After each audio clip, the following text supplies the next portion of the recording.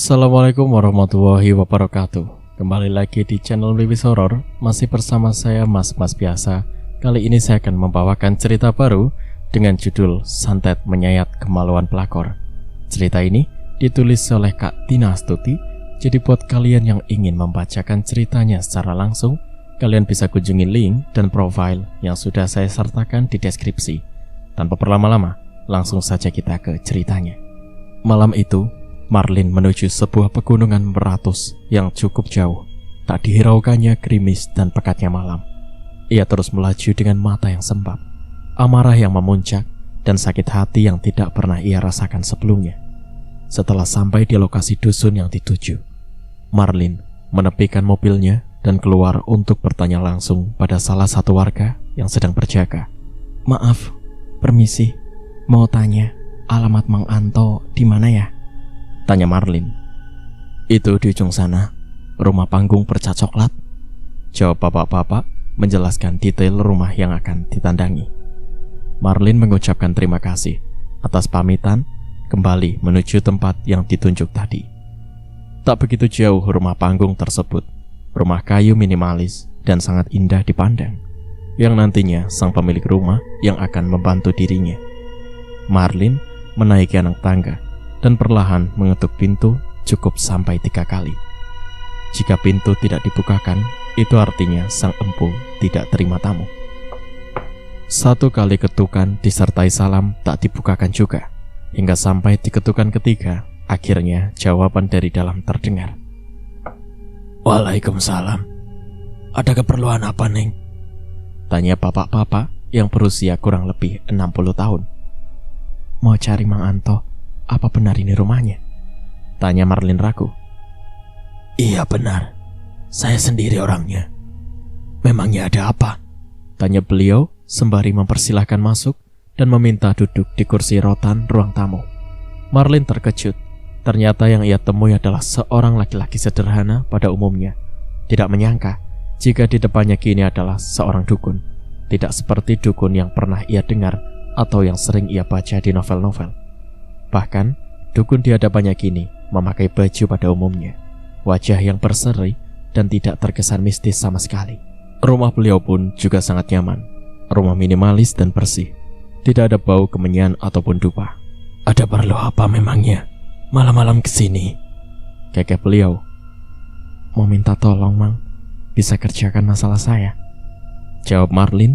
Ia menjelaskan secara detail masalah yang ia alami. "Oh begitu. Masalah sakit hati lagi rupanya," kata Mang Anto tertawa. "Ada fotonya?" "Ada," jawab Marlin memperlihatkan foto suaminya dan juga foto pelakor itu. "Baiklah, sudah saya tandai. Pertanyaan saya, mau kapan dikerjakan? Mau cepat atau tidak?" tanya Mang Anto serius. "Mau cepat, Mang. Kalau bisa malam ini juga," jawab Marlin begitu yakin. Mang Anto tertawa mendengar penuturan Marlin. Padahal ia sudah sangat serius, namun ia malah seakan diejek. Marlin berpikir bisa-bisanya ia dipinta sang teman untuk meminta tolong ke dukun ini. Karena sejak pertama, ia kesini terasa tidak begitu yakin. Dari rumah dan segi penampilan seperti tidak menjanjikan. "Akan saya kerjakan, tapi kamu harus mendapatkan rambut sang perempuannya. Karena kamu memilih perempuan itu yang akan dihancurkan," jelas Mang Anto. "Baik, Mang. Perlu berapa helai?" tanya Marlin. "Apa segini cukup?" lanjut Marlin memperlihatkan gumpalan rambut yang ia keluarkan dari tasnya. "Wah, ternyata sudah disiapkan ya. Memang niat banget kamu itu," kata Mang Anto tertawa. Marlin terdiam saja. Ia langsung menyerahkan rambut sang pelakor itu ke hadapan dukun itu. "Baiklah, saya kerjakan sekarang," ucap Mang Anto mengambil pulpen dan buku. Marlin memperhatikan dukun di hadapannya kini yang sedang menulis sesuatu di atas kain putih bersih dan meletakkan rambut itu dengan cara digulung.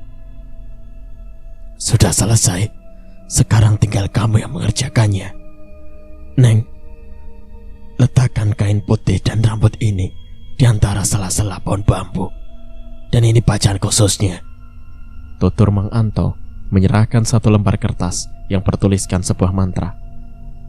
"Apa segitu saja, Mang?" tanya Marlin. "Iya, memangnya kenapa?" "Nggak apa-apa, Mang. Rumpun bambu ini umum saja kan, Mang, tempatnya? Atau mau di mana?" tanya Marlin memastikan. "Iya, terserah saja," jawab Mang Anto. Marlin memilih membawa pulang lagi karena di belakang rumahnya terdapat rumpun bambu dan jarang terjamah oleh orang lain. "Sebelum letakkan barang tersebut, baca ini dulu," jelas Mang Anto dan langsung diiyakan oleh Marlin. "Saya sangat berterima kasih, Mang. Lantas saya harus memberikan mahar berapa?" tanya Marlin. "Saya tidak pernah meminta mahar di muka. Itu bisa dibicarakan belakangan. Pokoknya kamu kerjakan saja dulu. Jika berhasil dan memuaskan, baru saya meminta mahar yang saya mau," jelas Mang Anto. "Baiklah, Mang. Sekali lagi, saya terima kasih banyak sudah dibantu," ucap Marlin teramat senang. "Iya, semoga puas dengan hasilnya," kata Mang Anto tersenyum. Marlin pamit pulang karena sudah terlalu larut dan sudah cukup lama ia menumpahkan rasa sakitnya. Setelah bercerita pada Mang Anto, hati dan perasaan Marlin terasa lebih enteng. Marlin melajukan mobilnya. Ia ingin secepatnya sampai di rumah dan langsung mengerjakan tugas yang diberikan oleh Mang Anto. 1,5 jam menempuh perjalanan, akhirnya ia sampai di komplek Permata Permai yang baru ia tempati 6 bulanan yang lalu. Marlin melangkahkan kakinya cepat, membuka pagar dan juga pintu dengan tergesa. Ia ingat jika di belakang rumahnya ini adalah sebuah hutan dan terdapat rumpun bambu yang rimbun. Marlin menuju halaman belakang dan membuka pintu besi yang sudah berkarat. Terakhir ia membuka 6 bulan yang lalu setelah ia baru pindah ke komplek ini. Derit pintu terdengar nyaring. Terlihat di depannya saat ini hutan lebat yang ditumbuhi pepohonan liar dan juga semak belukar. Marlin tidak tahu siapa pemilik tanah di belakang rumahnya ini. Entah itu punya perusahaan atau punya pemerintah. Suasana gelap dan sangat sepi. Sempat Marlin memperhatikan jam tangannya sudah menunjukkan pukul 12 malam. Dengan penerangan senter kecil, ia berjalan menuju rumpun bambu yang berada 15 meter dari pagar rumahnya. Angin malam menyapu kulit Marlin. Pijakan kakinya terdengar jelas di atas dedaunan kering. Matanya wawas menatap sekelilingnya yang gelap. Marlin menelan ludahnya saat tiba-tiba burung hantu berbunyi persis di atas pohon langsat. Marlin berdiri di depan rumpun bambu dan mengeluarkan benda tersebut dari kantung bajunya. Gedang hambar, lakatan hambar, banyu hambar, sarapa hambar. Setelah membacakan mantra sampai selesai, Marlin menyebutkan nama sang pelakor untuk selanjutnya, Puspitaningrum. Dengan yakin, Marlin menaruh benda berupa rambut yang dibungkus kain putih itu ke sela-sela rumpun bambu. Marlin tersenyum sambil berkata, "Tak sabar menunggu efeknya, wahai sahabatku." Di sela isak tangisnya, ia menampakkan seringainya. Rasa sakit akan ia balas dengan rasa yang lebih menyakitkan. Setelah meletakkan benda itu, lantas ia kembali membaca mantra penutup sebagai kunci agar santet yang ia taruh menjadi kekal sampai sang pelakor mati dalam keadaan yang memprihatinkan. Marlin melirik sekitar. Ia menelan ludahnya. Rasa sakitnya lebih besar dari rasa takutnya sendiri di dalam hutan yang lebat dan juga gelap. Ia tahu jika setiap rumpun bambu itu ada penghuninya, seperti saat ini yang ia rasakan. Sejak tadi ia mencium aroma bau sesuatu yang dihanguskan. Padahal tidak ada api yang membakar sesuatu. Kalaupun tetangganya yang melakukan pembakaran, rasanya tidak mungkin di waktu tengah malam. Dan tidak mungkin juga aroma hangus tercium sangat dekat. Sedangkan tetangganya rata semua memiliki tembok tinggi sebagai pembatas hutan. Angin malam tiba-tiba berhembus kencang, menggoyangkan dedaunan, menimbulkan bunyi gemerisik. Ia menatap langit yang gelap sempurna, menandakan hujan akan turun. Setelah mengucapkan kata pengunci, Marlin segera membalikkan badannya menuju rumahnya kembali. Kegiatannya sudah selesai, tinggal menunggu waktu mainnya. Marlin berjalan lebih cepat Tak dihiraukannya, rumput-rumput menggores kaki yang mulus. Sesekali, Marlin hendak terjatuh. Beruntung tubuhnya mampu menahan keseimbangan. Marlin memberanikan diri melirik ke atas dan mendapati siluet bayangan yang sedang terbang. Namun kakinya terus melangkah menuju pintu. Tinggal selangkah lagi Marlin mencapai pintunya. Entah keberanian dari mana, ia tiba-tiba menoleh ke belakang dan sorot matanya menatap rumpun bambu yang kini ada sosok perempuan. Marlin merasakan kakinya lemas. Ia harus bisa sampai di pintu masuk dengan sekuat tenaga. Ia melangkahkan kakinya dengan berat. Saat hampir tiba, terdengar suara tawa cekikikan tepat di belakangnya. Dengan nafas tersengal, ia kembali menutup pintu berkarat itu dan bersandar di balik pintu sambil menetralkan degup jantungnya. Sudah ia duga, jika menginginkan sesuatu, pasti ada rintangannya. Baru kali pertama ia dinampakkan sosok wanita. Kakinya masih lemas, degup jantung masih tak beraturan. Rintik sudah berubah dengan deras. Ia langsung bangkit dan kembali berlari untuk sampai di pintu belakang agar bisa masuk ke dalam rumah.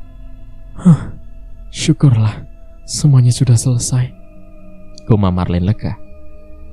Ia langsung masuk ke dalam kamar untuk beristirahat. Rumah yang besar ini ia hanya tinggal sendiri. Rumah yang ia kontrak entah sampai kapan. Hanya tempat ini yang menjadi pelariannya di saat ia terusir dari rumahnya sendiri. Dari hasil kerja keras bersama dengan sang suami belasan tahun membina rumah tangga.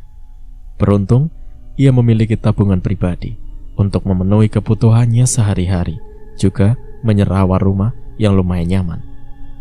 Setelah terusir dari rumahnya, saat ini ia masih belum bekerja, hanya mengandalkan uang simpanan yang ia punya. Marlin merebahkan tubuhnya yang sangat penat. Ia langsung tertidur pulas, disertai gemuruh hujan yang mengguyur deras. Sudah 1 minggu ia melakukan santet rambut kasak paring tersebut. Setelah pengkhianatan waktu lalu, ia tak pernah bertemu lagi dengan suaminya ataupun dengan wanita perebut itu. Hari ini, Marlin sengaja pagi-pagi pergi ke rumah lamanya untuk mengambil barang yang ketinggalan. "Mbak Marlin, selamat pagi," sapa ibu-ibu yang sedang lewat di depan pagar rumahnya. "Pagi juga, Bu. Rajin banget olahraganya," kata Marlin berbasa-basi. "Iya, lagi pengen aja, biar badan tetap bugar," jawab ibu-ibu itu yang tak lain itu adalah tetangga satu-satunya yang lumayan Marlin tahu. Biasanya ia hanya saling sapa dan lempar senyum seadanya. Sangat jarang ibu-ibu komplek di tempatnya berkumpul atau bergibah bersama. Yang ada, mereka hanya sibuk dengan pekerjaan masing-masing. Tak banyak yang Marlin tahu, ia yang baru tinggal di tempat itu dan juga lingkungan tertutup. "Mau kemana pagi-pagi udah rapi banget?" kata Ibu Sum. "Mau ke rumah lama, ngambil barang yang ketinggalan," jawab Marlin jujur. "Oh begitu, ya sudah, saya pamit jalan lagi ya," ujar Bu Sum. Marlin langsung menuju kediaman lamanya. Tak begitu lama menempuh perjalanan, karena jaraknya tidak terlalu jauh. Hanya membutuhkan waktu kurang lebih 30 menit jika jalanan mulus. Ia turun dari mobilnya. Terlihat rumah besar di depannya. Rumah yang dipenuhi banyak kenangan saat ia masih berada di dalamnya. Tak ada yang berubah sedikit pun. Setelah hampir 6 bulanan ia tinggalkan. Dan sekarang ia kembali ke rumah itu, mengambil barang dan juga memastikan bahwa wanita berebut itu kini sudah menggantikannya menjadi nyonya di rumah ini. Ia membunyikan bel dan tak lama pintu terbuka. Terlihat asisten rumah tangganya yang masih sama. "Bu Marlin," kata Pilasmi. "Iya Pi, saya kesini hanya untuk mengambil barang yang ketinggalan. Boleh saya masuk?" jelas Marlin. "Boleh, ini kan masih rumah ibu juga," jawab Pilasmi mempersilakan masuk. Marlin tersenyum. Kedatangannya disambut hangat oleh pembantunya yang setia menemaninya saat di rumah itu. Marlin langsung menuju kamarnya. Tiba-tiba pergerakannya berhenti ketika Pilasmi menjelaskan jika semua barang Marlin sudah dipindahkan semua ke ruang gudang. Bukan hanya barang pribadi, namun semua isi di kamar utama sudah berganti dengan barang baru, termasuk meja rias, dipan, dan lainnya. "Sejak kapan perempuan itu memindahkan barang-barangku ke gudang?" tanya Marlin. "Sejak kepergian nyonya, hari itu juga," jawab Pilasmi sembari membukakan pintu gudang. Marlin mendesah. Ia mengambil beberapa barang dan juga bajunya yang masih ketinggalan. "Kemana perempuan jalang itu?" tanya Marlin itu. "Ada di kamar, sedang istirahat," jawab Pilasmi. "Ningrum sakit sudah 1 minggu terakhir ini," lanjut beliau lagi. "Sakit?" "Iya, kepalanya sakit akhir-akhir ini," jelas Pilasmi. "Ia juga mengeluhkan gatal-gatal, badannya pentol-pentol," sambung beliau. "Gatal-gatal juga?" "Iya, mungkin efek hamil muda," jawab Pilasmi. "Hamil?" "Iya, Bu," jawab Pilasmi. Mendengar kata-kata hamil, hati Marlin langsung berdenyut. Ada rasa sakit yang begitu sulit ia jelaskan di dalam dada. Marlin tak banyak bertanya lagi, tapi Pilasmi terus bercerita tentang Ningrum dan keadaannya. Marlin yang sedang memasukkan barang-barangnya tanpa sadar, ia tersenyum-senyum sembari membatin. "Janinmu akan jadi targetku." "Oh iya, Bu Marlin sekarang tinggal di mana?"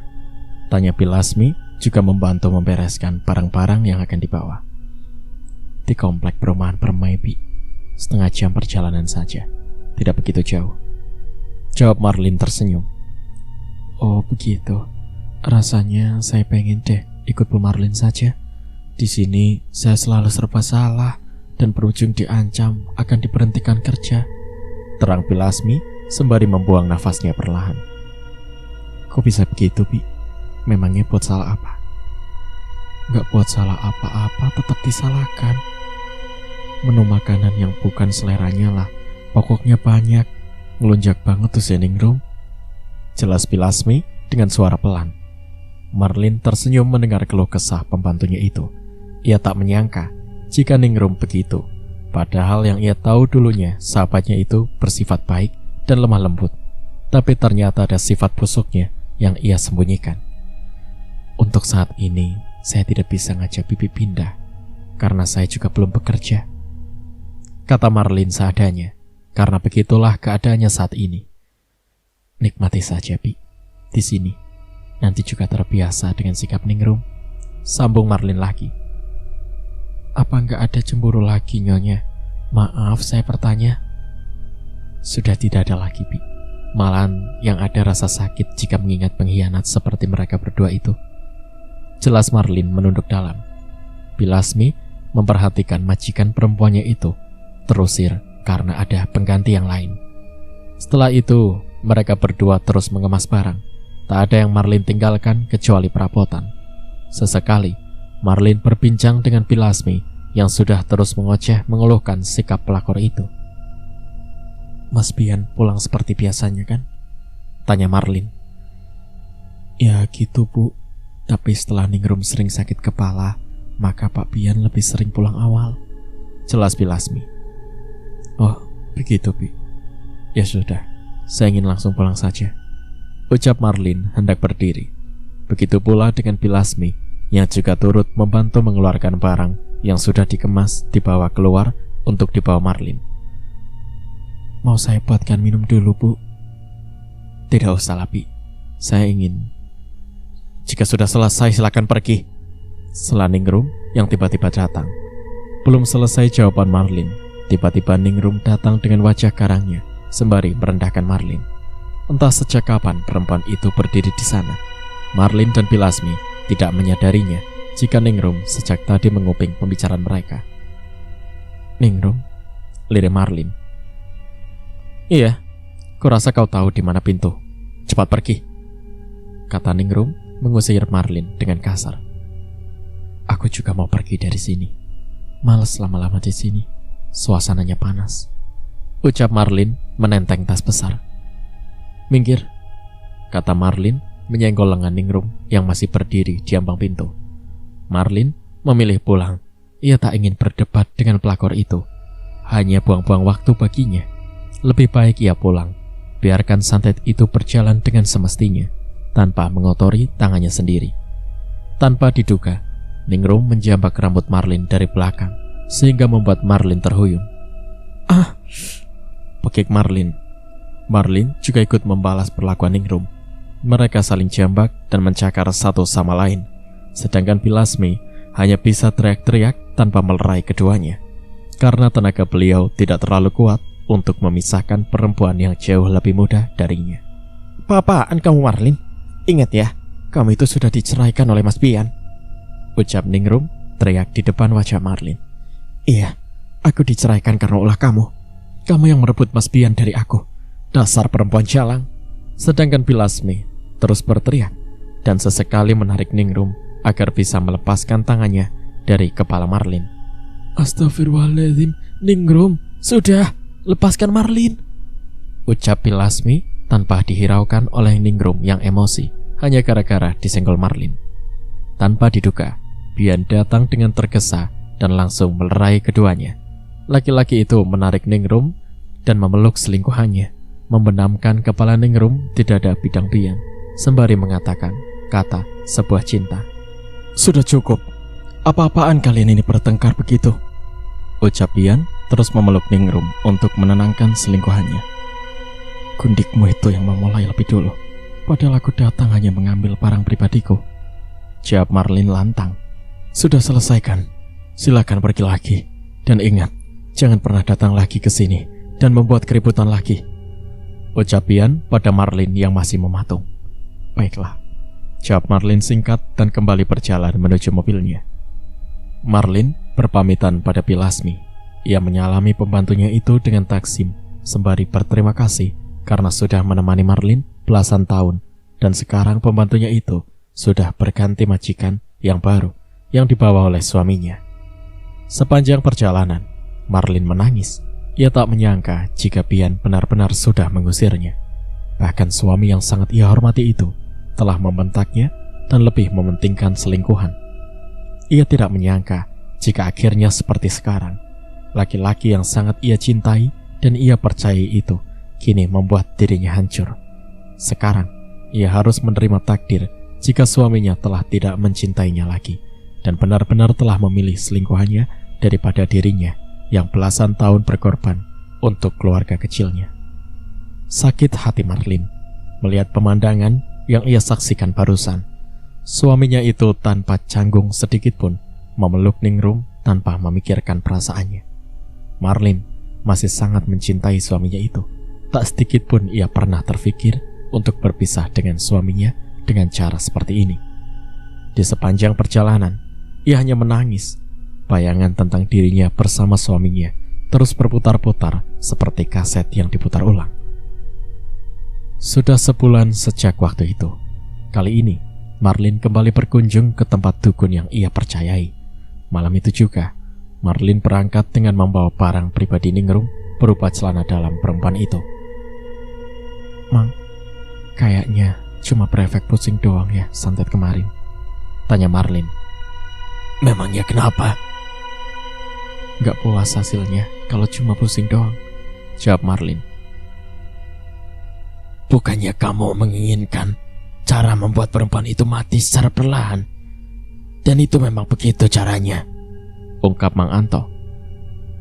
"Hanya pusing saja terus-menerus." Mang Anto tersenyum sambil berkata, "Itu salah satunya. Dan ada efek gatal-gatal," sambung beliau.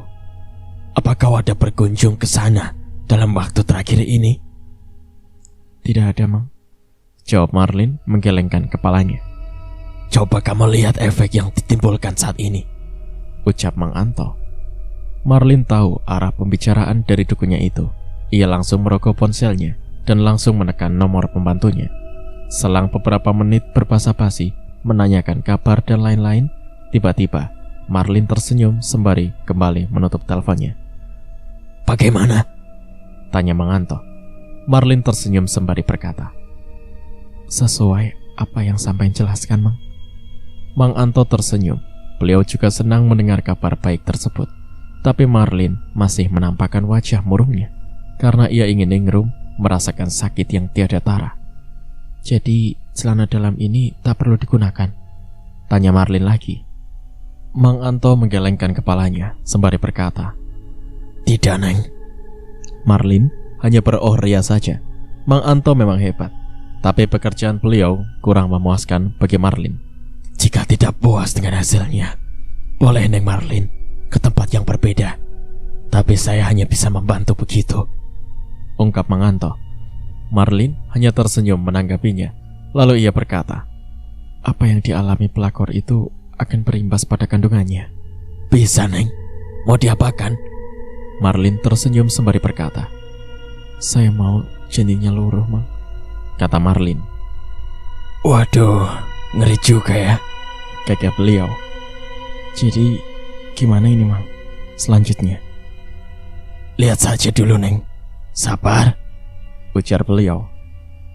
Kalau santet celana dalam berarti ditolak ya, Mang? Tanya Marlin. Padahal saya sudah menyiapkan celana dalam pelakor itu buat bikin ia tambah sakit. Jelas Marlin lagi. Apa perlu dibuat semakin menderita, Mang? Tanya Marlin. Terserah saja, tapi saran saya yang kemarin sudah cukup, jawab beliau. Tapi saya ingin dia lebih sakit lagi, Mang.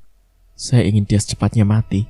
Saya muak melihatnya, kata Marlin dengan mata yang berkaca-kaca. Namun Mang Anto menolak Marlin dengan cara halus. Menurut beliau, santet kasak rambut sudah cukup. Karena itu adalah salah satu santet yang cukup hebat, membuat korban lama-kelamaan menjadi sakit-sakitan. Apalagi jika seseorang tersebut sebelumnya sudah memiliki penyakit serius di dalam tubuhnya, maka santet tersebut akan menyebar dengan cepat. Hidup di tubuh manusia menjadi leluasa dan berakhir pada penyakit komplikasi. Lihat dulu ke depannya. Jika benar-benar belum puas, boleh datang lagi ke sini, ucap Mang Anto. Ya sudah, Mang. Saya pamit pulang saja, ucap Marlin. Tunggu dulu. Di mana kamu meletakkan bungkusan kemarin? Tanya Mang Anto. Di belakang rumah saya, Mang. Kebetulan ada rumpun bambu, karena belakang komplek masih berupa hutan. Jelas Marlin tersenyum. Oh iya, tapi sesekali jenguk benda itu ya. Takutnya jatuh atau hilang, kata Mang Anto dan langsung diangguki kepala oleh Marlin. Marlin masih nampak asik berbincang dengan Mang Anto. Niat pulangnya ia urungkan, karena ia masih nyaman untuk mengobrol dengan lelaki tua di hadapannya kini. Mang, apa bisa kembali merebut suami saya? Tanya Marlin. Bisa. Memangnya mau kembali lagi? Tanya balik Mang Anto. Saya ingin kembali, hanya menyakitinya, Mang, terang Marlin. Sepertinya kau salah sasaran. Seharusnya suamimu itu yang menanggung sakitnya, bukan wanita berebut itu, kata Mang Anto tertawa. Saya sakit hati karena yang menjadi berebut itu sahabat saya sendiri, orang yang paling saya percayai, teman dari kecil, dan saya tak pernah terfikirkan jika sekarang menjadi musuh, ungkap Marlin menahan emosi. Iya, saya tahu, tapi suamimu. Iya, Mang. Saya juga tahu bahwa suami saya memang yang lebih duluan merayu, karena perempuan itu yang memberikan kesempatan, ucap Marlin memotong ucapan Mang Anto yang sejak tadi hanya menertawakan cerita Marlin. Oh, baiklah, jawab Mang Anto kembali tertawa. Marlin tampak kesal pada lelaki di hadapannya karena ia merasa dukunya itu sejak tadi hanya menertawakannya, seperti sangat lucu apa yang dibicarakan olehnya. Padahal Marlin mati-matian menahan untuk tidak menangis, tapi ceritanya seperti bualan saja. Mang, berapa uang yang harus saya bayar? Tanya Marlin. Saya tidak menggunakan tarif, terserah saja. Saya di sini hanya membantu. Dan ingat, saya lepas tangan, karena yang mengerjakan tugas itu semua adalah kamu seorang, ucap Mang Anto serius. Marlin tahu maksud arah pembicaraan Mang Anto, karena lelaki itu sebenarnya paling anti membantu orang yang ingin balas dendam. Makanya beliau tak banyak gerak atau meminta permintaan yang aneh-aneh, karena beliau lepas tangan dan setelahnya tidak ikut campur. Soal urusan dosa, Mang Anto menyerahkannya kepada pelanggannya. Makanya beliau hanya membantu di awal saja, sekedar menuliskan mantra, sihir, dan sisanya ia serahkan kepada pelanggannya untuk dibaca atau ditaruh di tempat khusus. Marlin mengeluarkan uang yang sudah rapi di dalam amplop dan menyerahkannya pada Mang Anto. Segini cukup, Mang? Tanya Marlin. Terserah saja, saya nggak minta berapa, jawab Mang Anto mengangguk kepalanya. Baiklah, saya terima ya. kata Mang Anto. Oh iya Mang, saya dengar sampai juga melayani siraman atau mandi, tanya Marlin. Iya, tapi itu yang melakukannya adalah istri saya, jawab Mang Anto. Tujuannya biar apa Mang? Siapa tahu saya ingin melakukannya, ucap Marlin tersenyum. Untuk tujuannya terserah untuk apa. Niatnya masing-masing. Intinya mempercantik diri, bukan hanya modal skincare, tapi siraman khusus juga harus, agar bisa memikat lawan jenis, terang Mang Anto. Siraman tersebut boleh dikerjakan untuk disayang suami atau buat umum, biar enak dipandang pasangan dan orang-orang, lanjut beliau lagi. Oh begitu rupanya Mang. Nanti boleh deh saya melakukan siraman tersebut, ucap Marlin. Tapi sebelumnya harus bikin janji lebih dulu, karena semuanya harus disiapkan. Nanti bunga khusus juga disertakan, dan mencari bunganya juga harus pelanggannya, ucap Mang Anto menjelaskan panjang lebar. Pokoknya bila perempuan, nanti saya serahkan pada istri saya yang menanganinya, lanjut Mang Anto. Marlin baru tahu jika zaman sekarang masih ada yang mempercantik diri dengan cara mandi atau siraman khusus, atau bisa juga dengan rajahan. Itu juga termasuk salah satu memikat lawan jenis dan agar disenangi semua orang. Ya sudah Mang, saya pamit saja lagi. Udah malam banget ini, ucap Marlin pamit pulang dan diantar oleh Mang Anto ke depan rumah. Pagi itu, Marlin masih berada di rumah. Ia sebenarnya ingin mengetahui lebih banyak perkembangan Ningrum. Entah sejauh mana santet yang ia perbuat kemarin. Namun ia bingung bagaimana bisa melihat keadaan mantan sahabatnya itu. Rasanya ingin menelpon pembantunya dan ingin menanyakan langsung. Tapi ia rasa itu salah dan bisa mengakibatkan Bi Lasmi berpikir yang tidak-tidak. Marlin memilih pergi langsung ke rumah lamanya. Ia membuat alasan dengan mengambil barang yang ketinggalan. Sekalian ia mengambil perabotan yang ia beli sendiri. Walaupun di rumah barunya sudah ada perabot, namun ia harus tetap mengambilnya, karena jika dipikir-pikir lumayan buat Marlin untuk dijual kembali. Ia tersenyum dan langsung bersiap, memakai pakaian bagus dan penampilan yang semenarik mungkin. Ia juga menyewa mobil pick-up untuk mengangkut barang-barangnya. Saat Marlin sampai, ia disambut oleh mantan suaminya Bian yang hendak pergi. Mau apa kau kesini Marlin? Aku hanya ingin mengambil barang-barang yang kubeli dengan uangku sendiri, jawab Marlin singkat. Tak sudi jika istri barumu yang menikmatinya, lanjut Marlin lagi. Ambil saja, dan setelah itu langsung pergi. Jangan mengganggu ketenangan kami dengan mencari keributan, ucap Bian. Ingat, rumah ini bukan milikmu lagi, lanjutnya. Marlin langsung berjalan masuk tanpa menggubris perkataan mantan suaminya itu. Ia disambut hangat oleh Bi Lasmi sambil menemaninya duduk di dapur. Ningrum kemana? Kok gak kelihatan? Ada di kamar. Dia mah hobi di kamar aja, jawab Bu Lasmi. Lagi sakit juga katanya, lanjut beliau. Sakit? Iya, masih gatal-gatal. Badannya sudah gak cantik lagi. Mana kadang cerit-cerit kesakitan kepala, jelas Bu Lasmi. Ah, masa sih Bi? Bi Lasmi terus bercerita panjang lebar dengan suara setengah berbisik. Iya, santetnya manjur. Maksudnya Bi? Tanya Marlin heran. Tidak apa-apa Bu, saya hanya bercanda, jawab Bi Lasmi terkekeh melihat wajah Marlin yang sangat serius menanggapinya. Marlin menghembuskan nafasnya perlahan. Ia merasa lega jika pembantunya itu ternyata hanya bercanda saja. Ia khawatir jika santetnya itu mudah dikenali jika yang dialami Ningrum adalah sakit yang dibuat-buat. Bu Marlin, apalagi yang perlu dibawa? Tanya sopir pickup. Semuanya yang ada di dalam gudang Bang, jawab Marlin. Marlin sengaja mengangkut semua barang-barang di rumah ini. Sebetulnya ia ingin rumah ini juga perlu dibagi dua, karena ia juga turut andil dalam membeli rumah tersebut, berhemat dan menabung bertahun-tahun lamanya untuk membeli rumah impian. Namun ternyata ia ditakdirkan tak bisa selamanya sampai mati tinggal di rumah tersebut.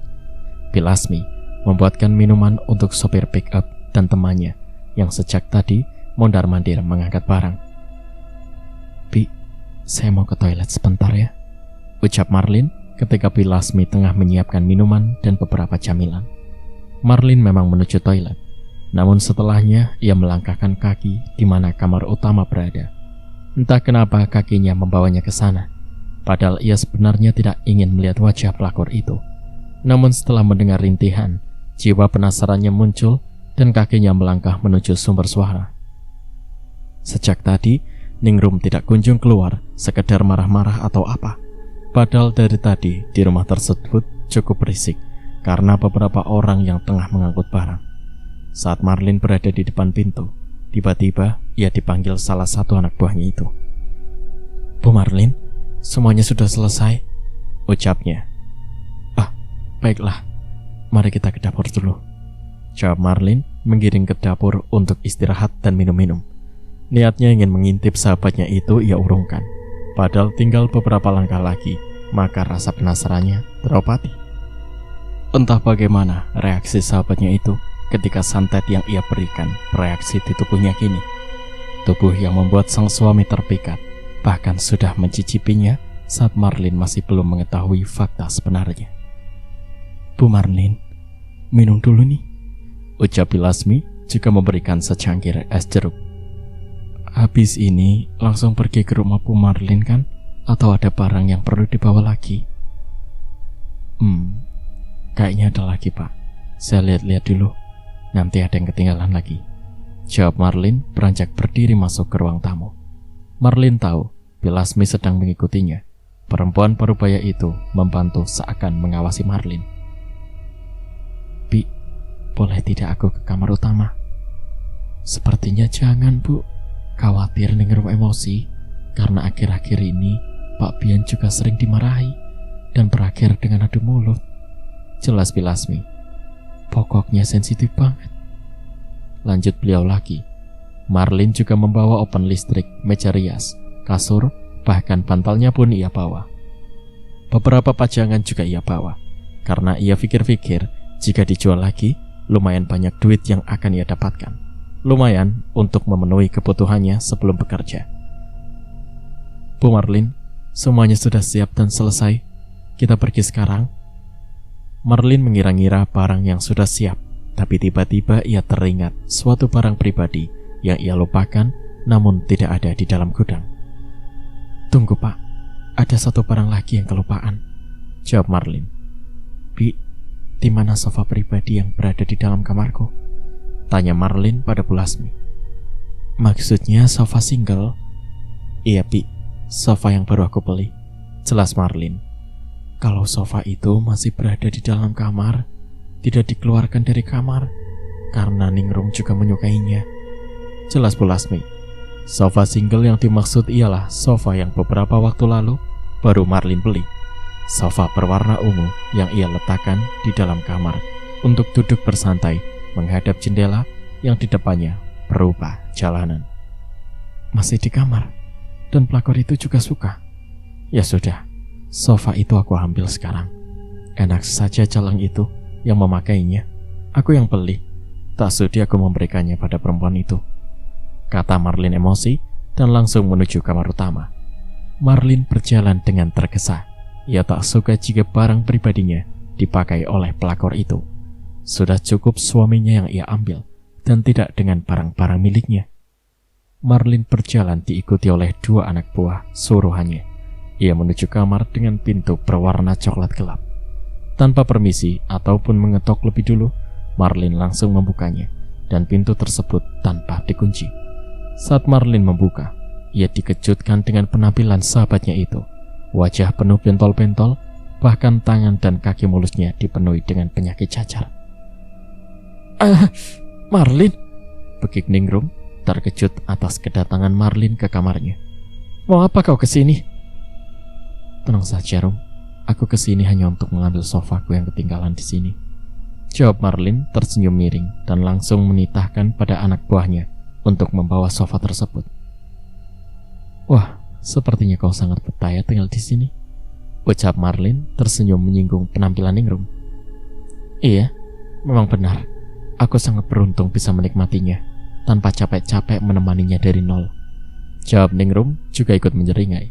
Marlin hendak melayangkan tangannya, tapi ia urungkan kembali ketika ia teringat ia tak mau mengotori tangannya sendiri dengan membuat keributan. Lebih baik membalas dengan cara diam-diam, namun lebih menyakitkan. Iya, kamu memang beruntung dan menang banyak. Lihat tubuhmu, sepertinya juga ikut menikmati hasilnya, kekeh Marlin. Perhatikan penampilan Ningrum dari atas sampai bawah dipenuhi cacar. Maksudmu apaan, Marlin? Mau mengejekku? Iya, mungkin sebentar lagi Mas Bian juga akan berpaling pada perempuan lain karena melihat tubuhmu yang semakin hari membusuk itu, kata Marlin tertawa terbahak-bahak. Tidak mungkin Mas Bian begitu. Suamimu itu sudah candu dengan tubuhku dan tidak akan meninggalkan aku. Tidak seperti dirimu. Aku bisa memberikannya anak, tapi tidak dengan kamu, Marlin, ucap Ningrum menyudutkan. Terkepal erat tangan Marlin mendengar penuturan wanita di hadapannya tersebut. Dadanya panas mendengar hinaan itu. Namun, ia bisa mengendalikan dirinya dengan membalas dengan tawa yang keras. Lucu sekali kau, Ningrum. Siapa tahu ke depannya bagaimana, gelak Marlin. Sebelum Marlin meninggalkan kamar, tiba-tiba ia kembali berbalik dan berkata, nanti bukan Mas Bian yang meninggalkanmu, tapi kau yang lebih dulu meninggalkannya, alias mati. Setelah mengucapkan kata tersebut, Marlin langsung melenggang pergi, sedangkan Ningrum hanya diam saja. Kata-kata Marlin seperti pukulan telak baginya. Tangannya terkepal kuat, tanda ia marah tak terima dengan perkataan Marlin yang begitu menusuk. Awas kau, Marlin.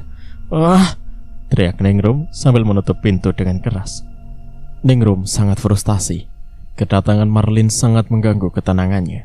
Ditambah saat ini ia tak bisa membalas perlakuan Marlin, karena jika ia berkelahi dengan mantan sahabatnya itu, bisa mengakibatkan luka di tubuhnya sakit. Tidak sengaja terpegang saja, mampu membuat Ningrum menjerit kesakitan. Ia benci tubuhnya saat ini. Tubuh dipenuhi cacar air, padahal ia sudah berobat untuk menyembuhkan cacarnya. Namun ia pikir belum saatnya sembuh sekarang. Mendengar umpatan Ningrum dari jauh, Marlin hanya tersenyum. Mantan sahabatnya itu pantas mendapatkan ucapan tersebut. Bu Marlin. Oh, Bilasmi, ada apa? Kenapa Ningrum teriak-teriak? Apa yang terjadi? Tidak apa-apa, Pi. Tenang saja. Perempuan itu hanya tantrum, jawab Marlin melangkah keluar rumah. Maksudnya tidak diapa-apakan kan, Bu? Saya takut dimarahin Pak Bian jika terjadi sesuatu pada Ningrum, jelas Bilasmi. Tenang saja, Pi. Seujung kuku saya tidak ada menyentuhnya. Jika Ningrum mengadu-ngadu yang tidak-tidak atau Bibi yang disalahkan, lapor saja sama aku. Nanti aku yang bicara sama Mas Bian. Terang Marlin berpamitan, pergi dan meninggalkan pekarangan rumah besarnya. Mobil pick-up mengangkut barang Marlin juga mengikuti mobil Marlin pulang. Walaupun ia sudah memberikan pelajaran pada sahabatnya itu, tapi entah kenapa hati Marlin masih tak tenang. Amarahnya masih belum tuntas. Ia masih tak puas melihat wanita perebut itu hanya sakit biasa. Ia menginginkan pelakor itu lebih sakit dan pedih lagi yang dirasakan. Ia sangat benci, tidak puas dengan hasil santet dari Mang Anto. Mungkin itu efek permulaan. Sabar dulu, batin Marlin menenangkan dirinya. Mobilnya tiba di komplek perumahan. Ia segera membuka pagar dan meminta para anak buahnya untuk membawa barang-barang tersebut untuk dibawa masuk ke salah satu ruangan kosong. Sore itu, Marlin sedikit menatap perabotannya. Terlihat di sebuah sofa ungu beberapa helai rambut yang rontok. Marlin tersenyum sambil memungut rambut tersebut. Rambut berwarna pirang dan panjang. Ia yakin itu adalah rambut Ningrum. Lumayan buat simpenan. Siapa tahu membutuhkan di lain waktu. Lirih Marlin memungut rambut tersebut dan menggulungnya dengan satu lembar tisu.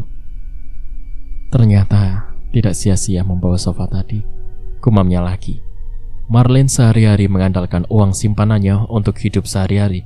Walaupun ia tidak memiliki pekerjaan, namun ada sebuah usaha toko pakaian yang ia dirikan saat masih menjadi status istri Bian. Ada 2 buah toko pakaian yang berada di dalam pasar. Lumayan menguntungkan bagi Marlin untuk saat ini. Hanya itu yang ia kelola. Selebihnya, ia hanya sering berada di rumah dan sesekali pergi ikut membantu karyawannya untuk menghilangkan rasa sepi dan mengalihkan rasa sedih. Pak Bian tadi kesini, Bu.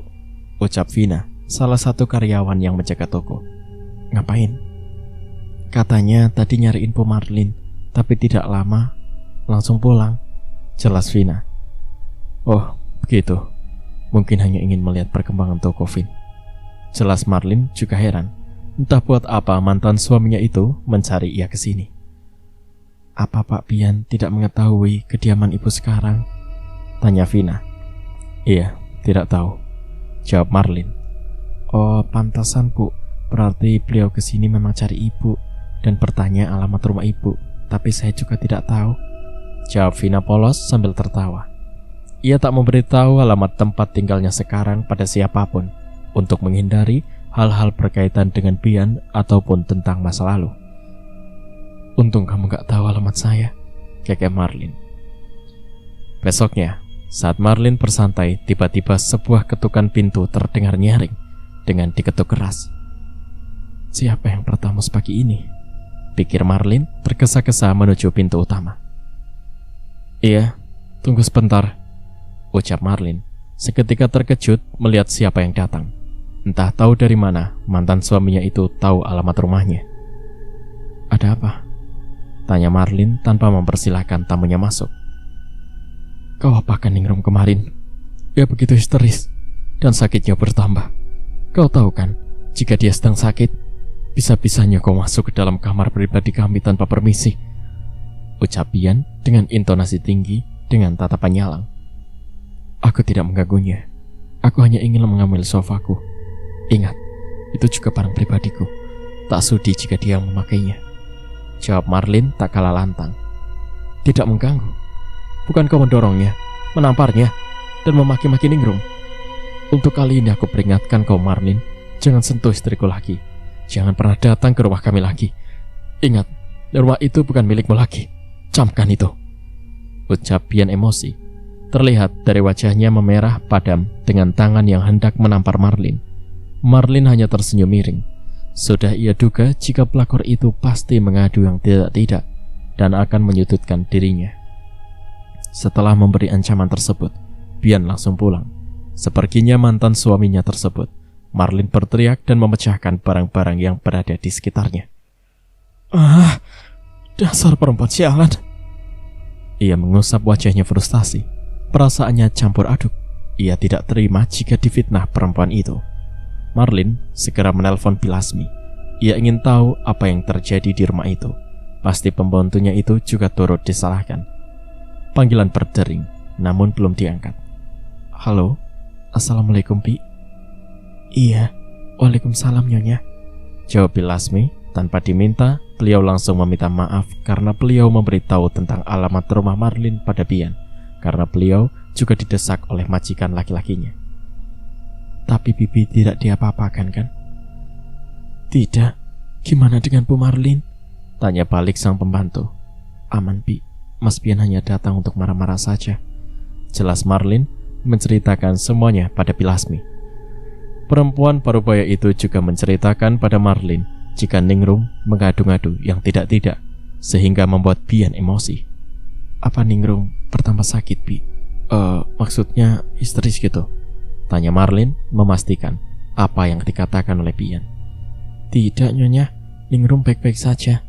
Tapi jika saya perhatikan, apabila berhadapan dengan Pak Bian, maka perempuan itu akan mencari perhatian dengan melebihkan penyakitnya itu, jelas Pilasmi. Dia memang drama, Bu, dan apapun yang dikatakan oleh Ningrum, Pak Bian selalu percaya, lanjut beliau begitu kesal. Oh, begitu, Bi. Ya sudah, saya menelpon hanya ingin memastikan keadaan Bibi saja, ucap Marlin mengakhiri panggilan.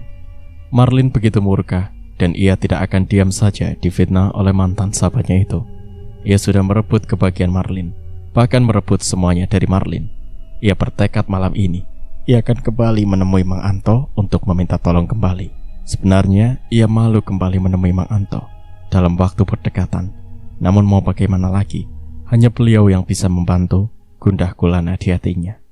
Marlin pergi ke kediaman Mang Anto. Mobil melaju membelah jalanan yang mulai sepi. Sengaja ia pergi malam untuk menghindari kemacetan kota, agar ia bisa melajukan mobilnya dengan kecepatan tinggi menuju tepian desa ke sebuah dusun. Jalanan desa sudah lenggang, hanya warung-warung kecil yang masih buka dan beberapa orang yang berjaga. Marlin mengetuk pintu sambil memanggil yang punya rumah. Ia berharap ketukan pintu dan panggilannya terdengar oleh Mang Anto. "Waalaikumsalam," jawab Mang Anto dari dalam. Marlin bernafas lega setelah mendengar sahutan tersebut, dan tidak lama pintu terbuka memperlihatkan laki-laki tua dengan pakaian baju kaos dan memakai sarung. "Neng lagi, masuk dulu," ucap Mang Anto heran. "Ada apa lagi nih, Neng?" tanya beliau. "Maaf mengganggu, saya kesini kembali ingin meminta bantuan," pinta Marlin. "Saya lihat perkembangan pelakor itu tampak biasa-biasa saja, Mang. Dia memang sakit, tapi cuma kena cacar," terang Marlin. "Terus?" "Saya ingin dia lebih sakit lagi, Mang. Sekalian bikin gila, karena perempuan itu memfitnah saya yang tidak-tidak," ungkap Marlin. "Saya kembali membawakan celana dalam miliknya." "Saya tidak menggunakan benda tersebut, Neng," celah Mang Anto tertawa. "Kau lihat dia seperti nampak biasa saja. Benda yang di rumpun bambu kemarin sudah ada dicek lagi tidak?" tanya Mang Anto dan langsung dibalas dengan gelengan kepala oleh Marlin. "Nanti dicek ya. Terus kau mau membuatnya gila?" tanya Mang Anto. "Iya, Mang," jawab Marlin menganggukkan kepalanya. Mang Anto menghela nafasnya dan menghembuskan dengan perlahan. Ia tidak habis pikir jika perempuan di depannya kini seperti kurang puas dengan hasilnya. Mang Anto menggunakan kepalanya sambil berkata, "Ambil kukunya, bagaimanapun caranya." "Kuku? Maksudnya kuku tangan?" "Iya, kuku jarinya," jawab Mang Anto menganggukkan kepalanya. "Seberapa manjur santet kuku itu, Mang? Dan efek yang akan ditimbulkan apa?" "Sesuai yang kau pinta, korbannya akan menjadi gila," jawab Mang Anto santai. Marlin mengerti, tapi jika kuku yang harus ia ambil cukup sulit, karena mantan sahabatnya itu lebih sering pergi ke salon, walaupun hanya sekedar perawatan kuku. "Seberapa banyak yang diminta, Mang?" "Tidak banyak, asalkan ada," jawab Mang Anto tersenyum. "Tapi jika kuku tak dapat, apakah bisa dengan rambut kembali? Karena saya baru mendapatkan rambutnya," jelas Marlin. "Boleh, nanti sekalian dengan kuku juga. Tapi kalau untuk celana dalam, saya tidak memerlukannya. Bukan ahlinya. Saya bisa memberikan bantuan hanya memakai rambut atau kuku yang ada di anggota tubuhnya, bukan pakaian pribadi," terang Mang Anto tertawa. "Tapi saya pernah dengar katanya guna-guna pakai celana dalam juga bisa, Mang. Kenapa?" tanya Marlin. "Bisa, tapi di tempat orang pintar lain yang permintaannya sedikit aneh. Bukan hanya celana dalam yang dipinta, kutang pun juga bisa menjadi syaratnya. Tapi saya tidak memakai hal begituan," jelas Mang Anto kembali terkekeh. "Apalagi yang ingin ditanyakan?" tanya Mang Anto lagi, karena di antara keduanya sempat terdiam. Marlin menggelengkan kepalanya sembari berkata, "Sepertinya sudah tidak ada lagi, Mang. Saya pamit pulang saja, sudah malam banget," ucap Marlin. "Silakan, mari saya antar," jawab beliau. "Mang, satu lagi yang saya tanyakan, apa perlu malam ini juga untuk menjenguk benda yang saya kasak itu?" tanya Marlin. "Iya, lihat saja, perhatikan, jangan sampai jatuh ke tanah, karena sudah 1 bulan kan tidak dilihat," kata Mang Anto bertanya. "Iya, Mang, setelah terakhir saya letakkan benda itu tak pernah lagi saya lihat," jawab Marlin.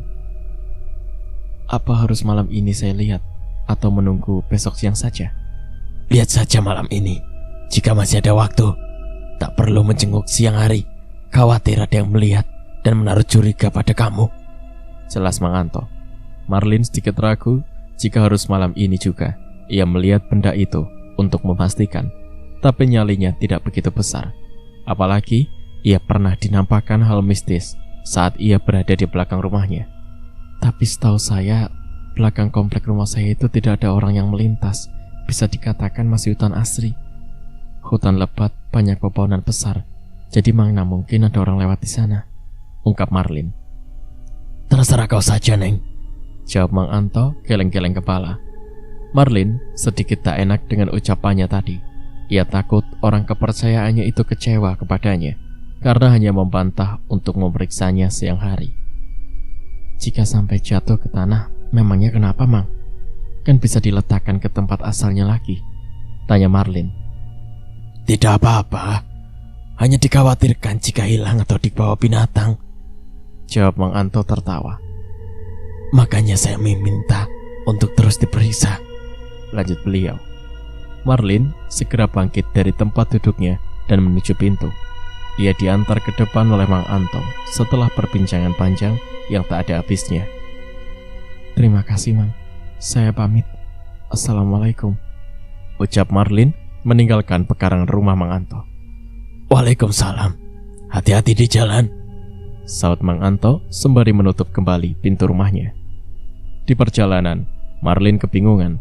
Ia tampak berpikir keras caranya untuk mendapatkan kuku yang dipinta oleh Mang Anto. Begitu sulit sebenarnya.